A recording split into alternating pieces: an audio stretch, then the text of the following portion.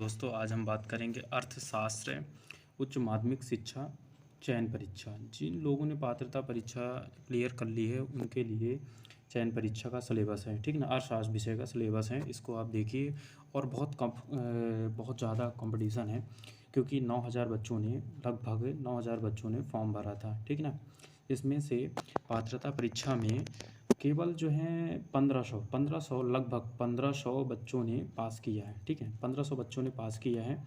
और दूसरी बात कि 2018 में जिन बच्चों ने पास किया था 2018 में, ठीक है, वो बच्चे भी फॉर्म भर सकते हैं चयन परीक्षा का। तो इसलिए कंपटीशन बढ़ गया है। और सबसे जो मेन कमी है, सबसे ज़्यादा देखा जाए तो सीट है 287 सीटें हैं। इसमें से भी 287 सीटों में से आप ये नहीं सोचिए कि 287 सीटें मिल जाएंगी, नहीं। 287 सीटों में बैकलॉग ज़्यादा पद हैं, ठीक है, जो कि एसटी और एससी के हैं, ठीक है ना। एसटी और एससी वालों के लिए हैं। तो कंपटीशन बहुत ज़्यादा बढ़ जा रहा है, इसलिए ये इकोनॉमिक्स जो चयन परीक्षा का सिलेबस है इसको बहुत डीपली पढ़िए, बहुत तरीके से पढ़िए। क्योंकि अगर आपको नौकरी पाना है तो बहुत इंपॉर्टेंट है कि आप बहुत डीपली पढ़ें, बहुत ज़्यादा, क्योंकि कंपटीशन आजकल जानते हो बहुत ज़्यादा है। इसकी वजह से आपको बहुत इंपॉर्टेंट तरीके से बहुत बारीकी के साथ पढ़ना है। और पेपर भी आप जानते हो किस प्रकार से आता है, बहुत ज़्यादा डीपली पेपर आता है, ठीक है। इसी को हम सिलेबस को आज डिस्कशन करेंगे कि किस प्रकार का सिलेबस दिया गया है चयन परीक्षा, ठीक है। एमपी वर्ग 1 के लिए है, ठीक ना। वर्ग 1 के लिए, ठीक है, एमपी वर्ग 1 के लिए है चयन परीक्षा, जो कि दूसरे राज्यों को देखते हुए अब मध्य प्रदेश भी 2 पेपर लेने लगा है। जो कि पहला पेपर क्लियर कर चुके हैं, उन्हीं को इस पेपर को देने के लिए, अटैम्प्ट करने के लिए मौका दिया जाएगा। इस पेपर के अनुसार रिजल्ट के हिसाब से, मेरिट लिस्ट के हिसाब से नौकरी दी जाएगी। लेकिन जैसे कि बताया गया है कि कॉम्पिटिशन बहुत ज़्यादा टफ है, ठीक है। इसमें 20 भागों में बांटा गया है, इस सिलेबस को 20 भागों में बांटा गया है। और आप एक एक करके समझिए और देखिए कहाँ से क्या लिया गया है, क्या नहीं लिया गया, उसको डीपली पढ़ने की कोशिश कीजिए। और 20 भागों में सम्मिलित करने के बाद इसने हर एक चीज़ को लेने की कोशिश की गई है कि कोई भी चीज़ छूटे नहीं, ठीक है। अब पात्रता परीक्षा जो थी उसमें सबसे लास्ट में स्टैटिक्स को लिया गया था, बट इसमें सबसे पहले स्टैटिक्स को ले लिया गया। आप देखेंगे तो आपको समझ में आएगा किस चीज़ को पूछने की कोशिश की गई। सबसे पहला आ जाता है, सबसे पहली यूनिट आ जाती है फर्स्ट यूनिट।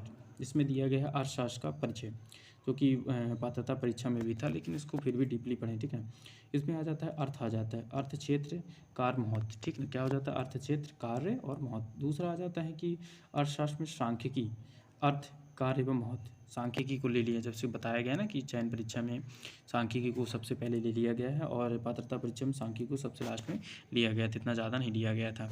अब आगे चलेंगे तो देखेंगे आ जाता है कि समंकों का संकलन, संगठन एवं प्रस्तुतिकरण के अंतर्गत देखेंगे तो सबसे पहला पॉइंट आ जाता है समंकों का संकलन, स्रोत, प्राथमिक द्वितीयक समंकों के संकलन की विधियाँ, ठीक है। द्वितीयक समंकों के संकलन के महत्वपूर्ण स्रोत कौन है, भारत की जनगणना एवं राष्ट्रीय प्रतिदर्श सर्वेक्षण संगठन। इस चीज़ को जरूर याद रखना कि जितना सिलेबस में पूछा गया उतना ही पढ़ें, उससे ज़्यादा पढ़ेंगे तो कोई मतलब नहीं, क्योंकि सिलेबस टू सिलेबस देता है, ठीक है, पेपर में क्वेश्चन। समंकों का गठन, अर्थ एवं प्रकार, चरों के प्रकार, आवृत्ति वितरण, किस प्रकार की आवृत्तियाँ होती हैं। इसके बाद आता है समंकों का प्रस्तुतिकरण, समंकों की तालिका तथा चित्रीय प्रस्तुतिकरण, ठीक है ना। तालिका के साथ साथ चित्रीय प्रस्तुतिकरण के लिए भी इसमें सम्मिलित किया गया है। अब आगे चलेंगे तो सबसे पहले आ जाता है कि ज्यामिति, इसमें आरेख हो जाता है, इसमें दंड आ जाता है, पाई चित्र आ जाता है, ठीक है। उसके बाद आ जाता है बारंबारता आरेख, आयत चित्र, बारंबारता बहुभुज, त्वरण, ठीक है। ये सब को लेके चल रहा है। इसके बाद जो तीसरा आ जाता है अंकगणितीय रेखा चित्र, कालश्रेणी आरेख हो जाता है। और सबसे इम्पोर्टेंट जो इसमें रख दिया गया है वो है प्रायिकता। किसका, प्रायिकता सिद्धांत जो रखा गया, बहुत इंपॉर्टेंट है। अगर इससे क्वेश्चन आते हैं तो बहुत ज़्यादा क्वेश्चन आएंगे, ठीक है, देखने लायक होगा। प्रायिकता बहुत इंपॉर्टेंट सिलेबस में रखा गया है, ठीक है। अब आगे जैसे चलेंगे तो इसमें देखेंगे तीसरी इकाई भी जो है सांख्यिकी रखी गई है। तो सांख्यिकी उपकरण एवं विधियाँ, जो सांख्यिकी उपकरण कौन कौन से हैं, विधियाँ कौन कौन सी, उस चीज़ को लिया गया है। सबसे पहले आ जाता है केंद्रीय प्रवृत्ति के माप, जिसमें आप जानते हो सिंपल से रहता है समांतर माध्य, माध्यिका और बहुलक। क्वेश्चन बहुत डीपली पूछता है, देखने में लगता है कि नियम से माध्यिका आती है, माध्य आता है, बहुलक आता है, बट क्वेश्चन बहुत ज़्यादा डीपली रहते हैं। आगे चलेंगे देखेंगे अपकिरण के माप, ठीक है ना, विस्तार हो गया, और इसके बाद चतुर्थांक विचलन हो गया, माध्य विचलन हो गया, प्रमाप विचलन हो गया। ठीक है ना, ये एक क्रम से है, एक रिलेटेड है, एक क्रम से ही चल रहा है कि केंद्रीय प्रतीक माप, फिर ये चतुर्थांक या विचलन, प्रमाप विचलन। इसके बाद आगे चलेंगे तो देखेंगे सहसंबंध। ठीक है, सहसंबंध तो पात्रता परीक्षा में भी था, लेकिन इसमें भी दिया गया, तो कुछ ना कुछ अलग क्वेश्चन ही आएंगे। इसमें अर्थ आ जाता है, गुणधर्म आ जाता है, प्रकार हो जाता है। इसके बाद आता है सहसंबंध मापन, कार्ल पियर्सन स्पेयरमैन की कोटि सहसंबंध विधि। मतलब इसमें साफ साफ दिया गया कि आप 2 ही विधियां पढ़ें, उससे ज़्यादा आपको पढ़ने की जरूरत नहीं है सिलेबस के अनुसार, इससे ही क्वेश्चन आएंगे। ठीक है, आगे चलेंगे सूचकांक। सूचकांक का क्या हो जाए, अर्थ हो जाता है। ठीक है, थोक मूल्य, उपभोक्ता मूल्य सूचकांक, औद्योगिक उत्पादन सूचकांक। ठीक है, तीनों सूचकांक दिए गए हैं। ठीक है, इसके आगे चलेंगे तो देखेंगे सूचकांकों की उपयोगिता, प्रतीपगमन रेखाएं, काई वर्ग वितरण। तो ये प्रतीपगमन रेखा जो जिधर से बहुत ज़्यादा क्वेश्चन बनते हैं, प्रतीपगमन से अगर देखोगे तो बहुत, और काई वर्ग से बहुत ज़्यादा क्वेश्चन बनते हैं। अब इसमें देखेंगे कि क्वेश्चन आते हैं कि नहीं आते, बट अभी तक तो यही रहा है कि जहाँ भी पेपर दिया गया इकोनॉमिक्स उसमें बहुत ज़्यादा क्वेश्चन आते हैं। अब आगे जैसे ही चलेंगे तो यहाँ पास देखेंगे कि अभी तक स्टैटिक्स था, बीएसटी शुरू हो गया है, जो कि चौथी यूनिट है। बीएसटी एवं समष्टि, बीएसटी एवं समष्टि दोनों के लिए लिया गया। बीएसटी एवं समष्टि अर्थशास्त्र का परिचय हो जाता है। ठीक है, अर्थ हो जाता है, महत्व हो जाता है, उपयोगिता एवं क्षेत्र संबंध। ठीक है, तो इस चीज़ को समृद्ध करने की कोशिश। इसमें आ जाता है सकारात्मक एवं आदर्शात्मक अर्थशास्त्र। दूसरा आ जाता है अर्थव्यवस्था क्या है, अर्थव्यवस्था केंद्रीय समस्या। केंद्रीय समस्या पात्रता परीक्षा में भी थी, इसमें भी दिया गया। आगे चलेंगे तो उत्पादन संभावना वक्र की अवधारणा एवं अवसर लागत। ठीक है, बहुत इंपॉर्टेंट है। ठीक, अवसर लागत को दे दिया गया है। आगे चलेंगे तो देखेंगे 5वीं इकाई आ जाती है उपभोक्ता संतुलन एवं मांग। मांग पात्रता परीक्षा में दिया गया था, इसमें भी दिया गया है। ठीक है, आगे देखते हैं उपभोक्ता संतुलन। उपयोगिता का अर्थ क्या हो जाता है, प्रकार, सीमांत उपयोगिता, कुल उपयोगिता, औसत उपयोगिता, सीमांत उपयोगिता, हास्य नियम। के बाद आता है कि तटस्थ वक्र विश्लेषण द्वारा उपभोक्ता संतुलन, उपभोक्ता बजट सेट एवं बजट सेट हो जाता है, बजट लाइन हो जाती है। इसी मतलब कि जो बजट लाइन होती है उसकी नाम होते हैं, कई नामों से जाना जाता है। उपभोक्ता के संतुलन की शर्तें क्या हो जाती हैं। यहाँ पास एक चीज़ ध्यान रखना कि बहुत सारे क्वेश्चन ऐसे होते हैं कि नाम अलग चेंज करके दे देता है, तो नामों को भी ध्यान रखना कि किस चीज़ का क्या नाम है। एक से कई नाम हो जाते हैं, एक से अधिक नाम देखने को मिल सकते हैं। आगे चलेंगे मांग, बाजार मांग, मांग तालिका, मांग वक्र, मांग उसका ढाल। ठीक है, ढाल, मांग वक्र, शिफ्ट। मतलब ढाल भी देखना है और साथ में शिफ्ट, जो कि जो मांग वक्र देखोगे तो आगे पीछे होता है ना, इस चीज़ को ध्यान रखना कि किस प्रकार से क्या प्रभाव पड़ता है, किसके कारण ये मांग वक्र इसमें आगे पीछे होती है। इसके बाद आगे चलेंगे तो देखेंगे 6वीं इकाई। 6वीं इकाई में आ जाता है उत्पादक व्यवहार एवं पूर्ति। इसमें आ जाता है उत्पादन फलन का अर्थ, जो दीर्घकालीन उत्पादन होता है, अल्पकालीन उत्पादन हो जाता है। इसके बाद आता है कुल उत्पादन, औसत उत्पादन, सीमांत उत्पादन। ठीक है, इसी से रिलेटेड है पैमाने के प्रतिफल, बहुत इंपॉर्टेंट। इधर से क्वेश्चन कई सारे बनते हैं, 3 नियम हो जाते हैं पैमाने के, उसी से अंतर्गत क्वेश्चन आएगा। इसके आगे चलोगे तो इसमें आ जाता है लागत, अल्पकालीन, दीर्घकालीन लागत हो जाता है। लागतें, लागत जैसे कुल लागत हो जाती है, सीमांत लागत, औसत लागत, परिवर्तनशील लागत, स्थिर लागत। ठीक है ना, अर्थ हो जाता है एवं संबंध क्या हो जाता है, आगम, कुल इसमें करें औसत और सीमांत आगम। इसके बाद आता है उत्पादक का संतुलन। ठीक है ना, उत्पादक का संतुलन हो जाता है, अर्थ एवं शर्त हो जाती हैं।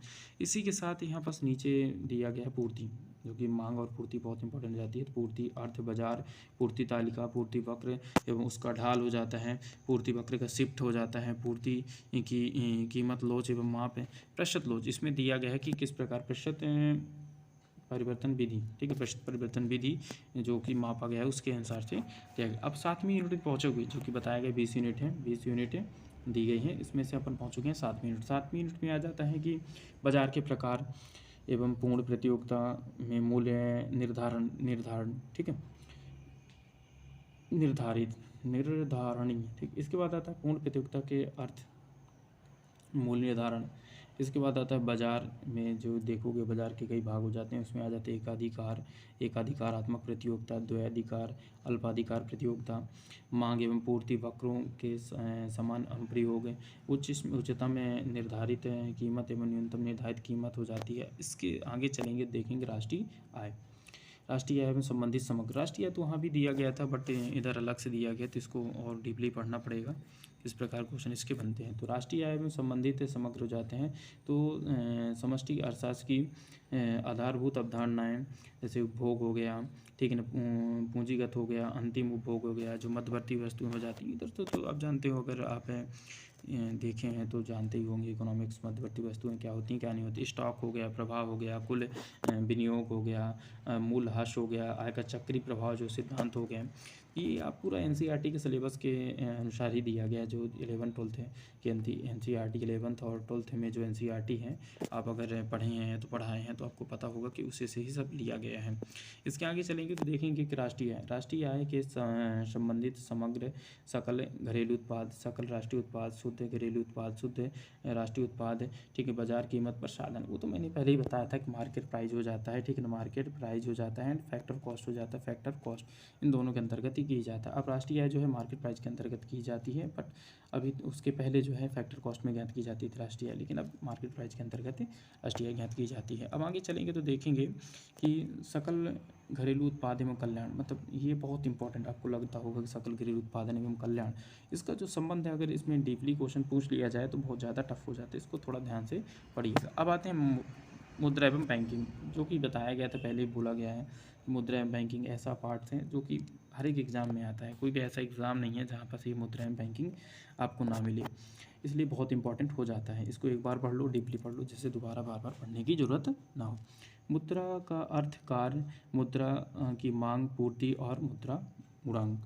इसके बाद आता है केंद्रीय बैंक एवं उसके कार्य, वाणिज्य बैंक एवं कार्य, गैर बैंकिंग वित्तीय संस्थान, ठीक है ना, विमुद्रीकरण की अवधारणा है, जीएसटी। जीएसटी तो देखो वस्तु एवं सेवा कर, जीएसटी तो बहुत इंपॉर्टेंट है, जीएसटी तो आएगा ही, इतना बड़ा फैक्टर है तो इसको देना ज़रूरी है, इसलिए इसको ज़रूर थोड़ा डीपली पढ़ने की कोशिश करें। आगे चलेंगे तो देखेंगे कि आगे आ जाता है आय एवं रोजगार के निर्धारण, ठीक है ना, का निर्धारण, आय एवं रोजगार का जो निर्धारण हो जाता है, जो कि 10वीं यूनिट हो जाती है। तो समग्र मांग के घटक हो जाते हैं उपभोग, बचत प्रवृत्ति, सीमांत बचत प्रवृत्ति, अल्पकालीन संतुलन, के रोजगार सिद्धांत, जेबी से का बाजार का नियम। ये तो आप जानते हो बहुत इंपॉर्टेंट फैक्टर, इससे बहुत ज़्यादा डीपली क्वेश्चन पूछे जाते हैं, इसलिए इसको ध्यान से पढ़ने की कोशिश करें। पहुँच चुके हैं, अभी 10वीं यूनिट ही है, इसमें छूट गया था जो आय गुणक हो जाता है, पूर्ण रोजगार, बेरोजगारी, अधिमान, न्यूनमान की समस्या, ठीक है। इसके आगे चलेंगे तो 11th सरकारी बजट एवं अर्थव्यवस्था, सरकारी बजट के विषय में पूछा गया है। इसमें अर्थव्यवस्था लोक अर्थशास्त्र के अंतर्गत आता है इसमें। तो सरकारी बजट हो गया, अर्थ उद्देश्य एवं घटक, बजट के अंतर्गत भी बहुत ज़्यादा डीपली क्वेश्चन आते हैं, इसलिए डीपली पढ़ने की कोशिश करो। राजस्व एवं पूंजी प्राप्ति हो जाता है, राजस्व एवं पूंजीगत व्यय हो जाता है, संतुलन अधिक एवं घाटे का बजट हो जाता है, कर के प्रकार एवं सहायिकी जो होते हैं, मतलब किस प्रकार से कर के प्रकार होते हैं, कौन कौन से प्रकार होते हैं, ठीक है, सबको लेने की कोशिश की है सिलेबस में। इसके बाद आता है भुगतान संतुलन। ये तो एक ऐसा टॉपिक है जो कि आपको चयन परीक्षा है उसमें पात्रता परीक्षा में भी मिला था और इसमें भी आपको देखने को मिला, बहुत इंपॉर्टेंट फैक्टर हो जाता है। इसमें आ जाता है भुगतान संतुलन, व्यापार संतुलन का अर्थ घटक, भुगतान संतुलन, अनुकूलतम, प्रतिकूलतम, व्यापार नीति, विकासशील राष्ट्र हो जाता है, संरक्षण के प्रकार, टैरिफ, कोटा, बहुत इंपॉर्टेंट इधर से क्वेश्चन बनते हैं। खुली अर्थव्यवस्था, विदेशी विनिमय, स्थिर एवं परिवर्तनशील विनिमय दर जो हो जाती है। इसके बाद आता है आर्थिक एवं मुद्रा संघ हो जाता है, WTO, ठीक है ना, ट्रिप्स। ये इधर से तो और इम्पोर्टेंट क्वेश्चन, मतलब ये इधर से क्वेश्चन तो आपको देख के समझ में आ रहा होगा कि इधर से क्वेश्चन बनेंगे ही बनेंगे, इसको थोड़ा सा डीपली पढ़ने की कोशिश करना। अब आगे चलेंगे तो यहाँ पास देखोगे कि ये थोड़ा सा नया चीज़ सिलेबस में सम्मिलित की गई है और उसको देख के थोड़ा समझने में भी थोड़ा सा टफ फील हो रहा है और इसमें समझ में नहीं आता कि किस प्रकार क्वेश्चन बनेंगे, बट सिलेबस में दिया गया इसलिए पढ़ना बहुत ज़रूरी हो जाता है। आप 11th की जो आर्थिक विकास की बुक देखेंगे, NCERT की जो नया सिलेबस अभी आया है, तो उसमें आपको ये चीज़ें दी गई हैं, पढ़ाई गई हैं, पर थोड़ी छोटी लेवल में पढ़ाई गई हैं, क्वेश्चन बड़े लेवल में बनेगा, ठीक है। अब आगे चलते हैं 13 नंबर में। 13 में आ जाए स्वतंत्रता की पूर्व संध्या पर भारतीय अर्थव्यवस्था, मतलब कि 1947 भारत जब आज़ाद नहीं हुआ था, अंग्रेज़ों का शासन चल रहा था, उसके पहले किस प्रकार की क्या व्यवस्थाएं थी, चाहे तो इसमें देखोगे कृषि क्षेत्र में, औद्योगिक क्षेत्र में, विदेशी व्यापार में। इसके बाद आता है जननांकिकी परिस्थिति, व्यावसायिक संरचना कैसी थी, आधारित संरचना कैसी थी, मतलब जो 1947 से पहले किस प्रकार की इन चीज़ों में इनकी व्यवस्थाएँ थी, क्या नहीं थी, उस चीज़ की बात करने की कोशिश की गई है। इसके बाद आता है कि भारतीय अर्थव्यवस्था। अब भारतीय अर्थव्यवस्था देखोगे कि 1950, ठीक है, 1950 से 1990, ठीक है, 1990 की बात की गई, ठीक है, 1990। इसमें किस प्रकार की ग्रोथ हुई, क्या हुआ आज़ादी के बाद, किस प्रकार से क्या किया गया, क्या नहीं किया गया देश के प्रति। इसमें सबसे पहले आ जाता है पंचवर्षीय योजनाओं के लक्ष्य, जो कि बहुत इंपॉर्टेंट है विकास के लिए, भारत के बहुत इंपॉर्टेंट भूमिका निभाई थी, उसकी बात की गई। इसके बाद आगे करो कृषि उद्योग एवं व्यापार क्षेत्र में क्या क्या किया गया है 1950 से 1990 के बीच में। उसके बाद आता है व्यापार नीति, आय प्रतिस्थापन क्या था। इसके बाद आता है कि सार्वजनिक, निजी और भागीदारी, मतलब पीपीपी, ठीक है ना। तो मतलब ये आपको बताना पड़ेगा कि 1950-1990 के बीच में किस प्रकार से आर्थिक दृष्टि से, या तो अर्थव्यवस्था की दृष्टि से, अर्थशास्त्र की दृष्टि से, ठीक ना, आर्थिक विकास की दृष्टि से क्या किया गया, क्या नहीं किया गया है। इसमें हर एक चीज़ को आपको पता होना चाहिए, किस प्रकार देश बढ़ा, किस प्रकार नहीं बढ़ा, और किस प्रकार की गति चल रही है। अब आगे जैसे ही चलोगे तो आगे देखोगे कि यहाँ पास आता है कि आर्थिक सुधार 1900, ये तो सबको पता है, LPG, ठीक है ना, लिबराइजेशन, प्राइवेटाइजेशन, ग्लोबलाइजेशन, उदारीकरण, निजीकरण, वैश्वीकरण, ठीक है। तो यहाँ पास 1991 की ये बहुत इंपॉर्टेंट भूमिका निभाई थी भारतीय अर्थव्यवस्था में, तो इसको भी यहाँ पर सम्मिलित किया गया था। आगे चलेंगे 16 यूनिट में, तो भारतीय अर्थव्यवस्था की वर्तमान चुनौतियाँ। अब देखो अगर आप 1947 के पहले, अगर आप 1947 के पहले की अर्थव्यवस्था जानते हैं, ठीक ना, फिर 1947 से, ठीक है ना, 1990 के बीच की अगर अर्थव्यवस्था को जानते हैं, तो आपको इसमें पता होगा कि भारत की क्या मुख्य समस्याएं नहीं, क्या समस्याएं नहीं रही हैं, ठीक है। उसमें एक क्रम से सिलेबस दिया होगा, पढ़ने में बहुत मज़ा आएगा। इसमें आ जाता है सबसे पहले गरीब भी, भारत में मानव पूंजी निर्माण कैसी रही, ठीक है ना, ग्रामीण विकास है, ज्वलंत समस्याएं कौन कौन सी हैं, ठीक है ना, ये बहुत इंपॉर्टेंट फैक्टर हो जाता है। इसके बाद आ जाता है, आगे चलेंगे तो देखेंगे कि रोजगार एवं समृद्धि की बात आ जाती है। रोजगार एवं समृद्धि में चुनौतियां कौन कौन सी रही हैं, तो सबसे पहले आ जाता है श्रमिक एवं रोजगार, श्रमिक के प्रकार कौन कौन से रहे हैं, ठीक है। इसके बाद आगे चलोगे तो श्रम बल, बेरोजगारी, अर्थ प्रकार एवं कारण। बेरोजगारी तो बहुत इंपॉर्टेंट फैक्टर है, तो बहुत ज़्यादा डीपली क्वेश्चन आते हैं। सरकार एवं रोजगार सृजन, आर्थिक विकास एवं सिद्धांत, एडम स्मिथ और रिकार्डो के सिद्धांत, आर्थिक समृद्धि मॉडल, हैरोल्ड डोमर। ये तो बहुत इंपॉर्टेंट फैक्टर, बहुत डीपली क्वेश्चन इसमें आते हैं, बहुत ज़्यादा क्वेश्चन आते हैं, इसको सही से और ध्यान से पढ़ने की कोशिश कीजिएगा। अब आते हैं जो लास्ट के 3 जो दिए गए आधारभूत संरचना, ठीक। इसमें देखो कि अर्थ, महत्व, ऊर्जा, स्वास्थ्य, परिवहन, जल आपूर्ति। तो ये जो 18 भाग हो गया, ये 8वीं यूनिट, 18वीं यूनिट है, 8वीं नहीं सॉरी 18वीं यूनिट है, इसमें सम्मिलित किया गया। इसके बाद है पर्यावरण। पर्यावरण जो कि आज की दृष्टि से देखते हुए इसका बहुत इंपॉर्टेंट महत्व है, इसलिए इसको सिलेबस में सम्मिलित किया गया है। पर्यावरण में धारणी विकास हो जाता है, ठीक है, पर्यावरण धारणी विकास। इसमें अर्थ हो जाता है महत्व एवं प्रभावजत जैविक खेती हो जाती है, वैश्विक उष्णता, प्रवासन हो जाता है। सबसे लास्ट यूनिट है 20वीं इकाई है, जो कि चयन परीक्षा वर्ग 1 में सम्मिलित किया गया है। इसमें देखो कि भारत का विकास अनुभव, ठीक ना, पड़ोसी देशों के संतुलनात्मक विकास अनुभव कैसे रहे हैं। अब इसमें बताया भी गया है कि आपके कौन कौन से पड़ोसी देश पढ़ने हैं। ऐसे नहीं कि आप सभी पड़ोसी देश पढ़ना नहीं, आपको भारत और पाकिस्तान और भारत और चीन के जो संबंध रहे इसको पढ़ना है। उसके बाद अब मुद्दे कौन कौन से दिए गए हैं, ठीक है, मतलब इसके डीपली जो है पढ़ना है, लेकिन मुद्दे उसमें बता दिए गए हैं कि ये मुद्दों को लेकर ही पढ़ना है। ऐसा नहीं कि पूरी किताब पढ़ डालो और लास्ट में पता चले कि आपको बोलो नहीं ये तो दिया ही नहीं, नहीं ऐसा नहीं है। इसमें आ जाता है कि मुद्दे, आर्थिक समृद्धि, ठीक है ना, जनसंख्या, क्षेत्रीय विकास, अन्य इसमें मानवीय जो विकास संकेत, ये आपको पूरा सिलेबस हो गया। 20 यूनिट जो दी गई हैं आपको इनको देखना है, पढ़ना है, और इसी से मतलब पेपर आता है, पूरा इसी में आएगा पेपर। ऐसा नहीं कि बाहर आता है, बाहर नहीं जाता है, आपको इन्हीं को ध्यान से पढ़ना है। और एक चीज़ याद रखना है कि कंपटीशन बहुत ज़्यादा है, जैसे कि पहले बताया जा चुका है। उच्च इसमें माध्यमिक शिक्षक चयन परीक्षा है, अर्थशास्त्र का सिलेबस था, जो कि बहुत इंपॉर्टेंट है। 9000 लगभग बच्चों ने फॉर्म भरा था, तो पात्रता परीक्षा जो पास की है सिर्फ 1500 लोगों ने पास की है, जो कि लगभग बहुत ही कम बच्चे हैं। इसी प्रकार चयन परीक्षा भी है। चयन परीक्षा में आप देख सकते हैं 20 यूनिट दी गई हैं, जो कि सभी इसमें चीज़ों को सम्मिलित करने की कोशिश की गई। इसमें भी बहुत डीपली कंपटीशन है, क्योंकि 287 सीट ही हैं, 287 सीट हैं, आपको ध्यान रखना है 287 सीट ही हैं। अब 287 सीट में 2018 के बच्चे और 2000 अभी जो हैं 23 के बच्चे, कुल मिला के जाके 1600-1700 बच्चे के करीब होंगे। मान लीजिए 1600 या तो 1700 बच्चे होंगे, ठीक है ना, 1700 बच्चे जो होंगे जो फॉर्म भरे होंगे, 1700 बच्चे होंगे जो फॉर्म भरे होंगे, तो आपको कंपटीशन बहुत ज़्यादा हो जाता है। उसके बाद इसमें सबसे ज़्यादा बैकलॉग सीट है, इसलिए कंपटीशन और बढ़ जाता है। इसके बाद आप इंग्लिश में इसी सिलेबस को देख सकते हैं, जो हिंदी में प्रेफर नहीं करता इंग्लिश में देख लें, ठीक ना। ये आपको 10 की 20 इकाई दी गई हैं, आप इसको ध्यान से पढ़ें और समझ के पढ़ें, क्योंकि बहुत ज़्यादा डीपली क्वेश्चन पूछता है। और खासकर एनसीईआरटी से, जैसे कि दिया गया एनसीईआरटी सिलेबस आएगा तो एनसीईआरटी को भी ध्यान में रख के पढ़ें, एनसीईआरटी को देख के पढ़ें, एनसीईआरटी से ही पेपर बनेगा। धन्यवाद।